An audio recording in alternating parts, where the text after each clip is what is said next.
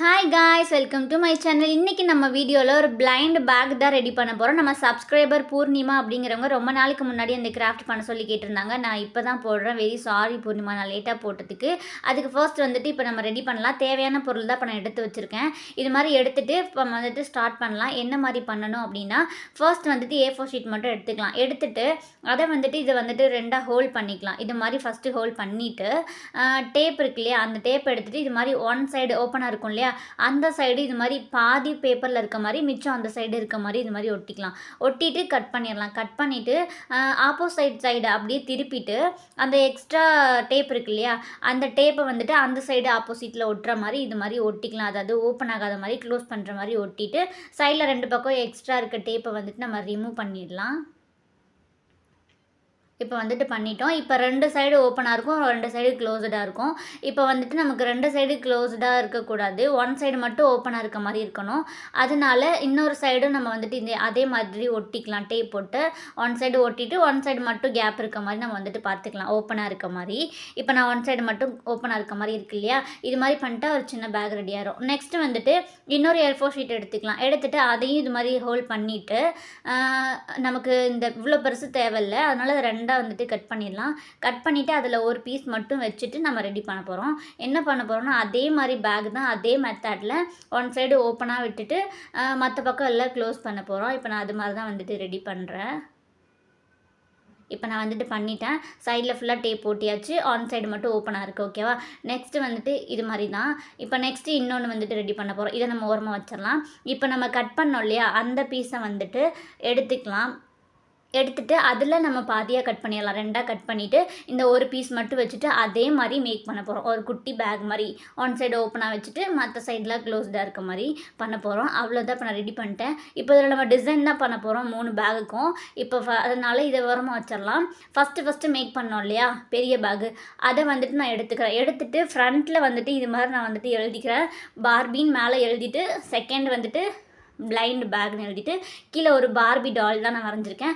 நம்ம என்ன சம்மந்தமாக பிளைண்ட் பேக் ரெடி பண்ணுறோமோ அதுக்கு சம்மந்தமான ஒரு பிக் இது மாதிரி வரைஞ்சிட்டு, அதுக்கு என்ன பிக்கோ அந்த பிக்கோட நேமை மேலே எழுதிக்கலாம். அவ்வளோதான். ரொம்ப சிம்பிள். பிளைண்ட் பேக் ரெடி பண்ணுறது இது மாதிரி தான்.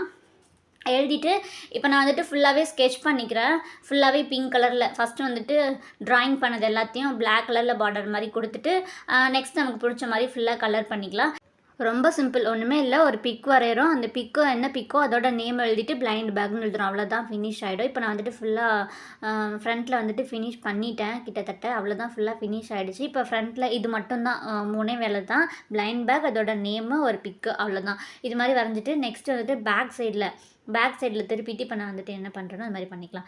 பேக் சைடில் வந்துட்டு இது மாதிரி 3 ரவுண்டு, ஏதாவது சின்ன மூடி மாதிரி வச்சுட்டு இது வந்துட்டு ஆப்ஷனல் தான், இது நம்ம யூஸ் பண்ணோம் அப்படின்னு இல்லை.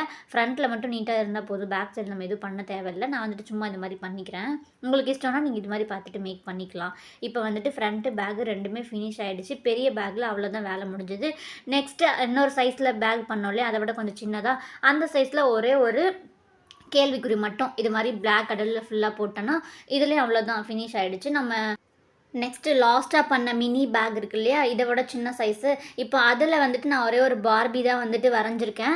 அதில் வந்துட்டு இது மாதிரி பார்பி குட்டி டால் வந்துட்டு வரைஞ்சிட்டு ஃபுல்லாக பார்டர் கொடுத்துட்டு அதுக்கு நான் ஸ்கெட்ச் பண்ணிக்கிறேன். நீங்கள் என்ன சம்மந்தமாக ஃபஸ்ட்டு பண்ணுறீங்களோ அந்த ட்ராயிங்கை லாஸ்ட்டாக இதில் இது மாதிரி வரைஞ்சிக்கலாம். நான் பார்பி சம்மந்தமாக பண்ணனால லாஸ்ட்டில் இதுலேயும் பார்பி டாலே வரைஞ்சிக்கிறேன். வரைஞ்சிட்டு இப்போ இதில் என்ன பண்ண போகிறோன்னா, நான் வந்துட்டு பஞ்சு கொஞ்சம் எடுத்து வச்சுருக்கேன். காட்டன் பஞ்சு இருக்கு இல்லையா, நார்மல் நான் என்ன பஞ்சு இருக்கோ அந்த மாதிரி நல்லா சாஃப்டாக இருக்க மாதிரி பொருள் இருக்கும் இல்லையா, அது மாதிரி எடுத்துக்கோங்க. நான் இது மாதிரி பஞ்சு வந்துட்டு என்கிட்ட கொஞ்சம் இருந்தது, அதனால இதை ஃபுல்லாக வந்துட்டு அதுக்குள்ளே தான் நான் வந்துட்டு வச்சு விட போகிறேன். ரொம்ப ஃபுல்லாக நிரம்பி இருக்க மாதிரி வைக்காமல் கொஞ்சம் முக்கால்வாசி அந்த மாதிரி வந்துட்டு வச்சுக்கலாம். இப்போ நான் வந்துட்டு என்கிட்ட இருந்த எல்லாத்தையும் வச்சுட்டேன். இந்த அளவு வச்சுட்டு இப்படி கையில் இப்படி நான் பிடிக்கிறேன் இல்லையா, அந்த மாதிரி பிடிக்கிற மாதிரி இருக்கணும். ஏன்னா அங்கேயே நம்ம க்ளோஸ் பண்ண போகிறோம், அதனால் க்ளோஸ் பண்ணுற அளவுக்கு விட்டுட்டு மற்ற எல்லாத்தையும் உள்ளே வச்சிடலாம். இப்போ அதே மாதிரியே டேப் போட்டு இப்போ நான் வந்துட்டு ஒட்டிட்டேன். எக்ஸ்ட்ரா இருக்க பீஸை ரிமூவ் பண்ணிட்டோன்னா இந்த மாதிரி நல்லாயிருக்கும். இது மாதிரி பஞ்சு மாதிரி அமுத்துறதுக்கு ரெடி ஆகிடுச்சு. இப்போ அந்த சவுண்டெல்லாம் கேட்டால் நல்லாயிருக்கும் இல்லையா, நீட்டாக அழகாக இருக்கும். அதனால பெரிய டேப் இருக்கு இல்லையா, அந்த டேப் எடுத்து எடுத்துகிட்டு நான் ஃபுல்லாகவே அந்த பேப்பர்ஸே தெரியாத மாதிரி ஃபுல்லாக டேப்லேயே கவர் பண்ணுற மாதிரி ரொம்ப பெரிய டேப் அப்படிங்கிறதுனால 2 டைம் ஒட்டினா போதும். ஃபஸ்ட் இப்போ நான் ஒன் சைடு ஒட்டிட்டேன். நல்லா ஒட்டி அழுத்தி விட்டுட்டு எக்ஸ்ட்ரா பீஸை ரிமூவ் பண்ணிவிட்டு நெக்ஸ்ட்டு ஆப்போசிட்லேயும் அதே மாதிரி டேப்பை வந்துட்டு ஒட்டினேன்னா எனக்கு வந்துட்டு ஃபினிஷ் ஆகிடும். சைஸ் நீங்கள் எந்த அளவுக்கு பண்ணியிருக்கீங்களோ அது மாதிரி பார்த்து பண்ணிக்கோங்க.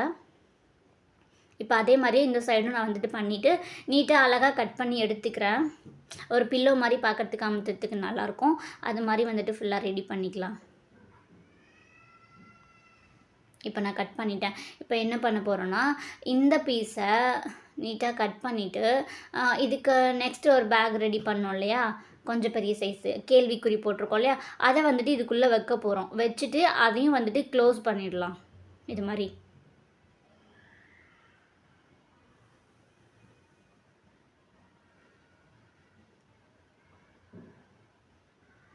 ஃபுல்லாகவே வந்துட்டு நீட்டாக க்ளோஸ் பண்ணிடலாம்.